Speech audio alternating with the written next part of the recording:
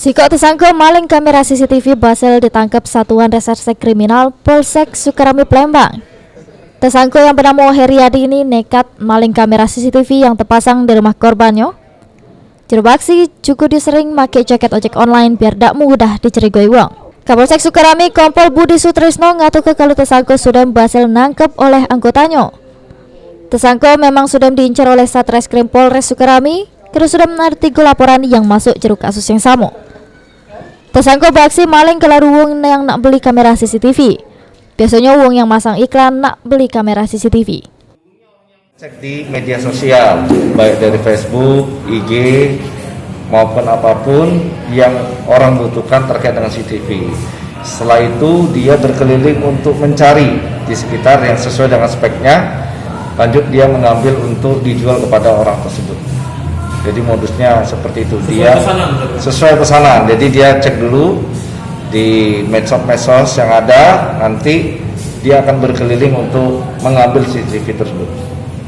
Dengan cara seperti apa?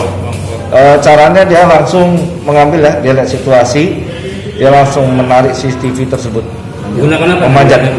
Dia memanjat, langsung Manjat. ditarik sama dia. Dari pengakuan Heriadi, dia beraksi pas jengok iklan uang yang nak beli kamera CCTV dan dari situ dia baru beraksi. Dia keliling nyari rumah warga yang masang kamera CCTV sesuai spek yang nak dibeli uang. Sikok kamera CCTV dia jual seregos 100.000. Duit dari hasil jual dia pakai untuk kebutuhan hidup sehari-hari.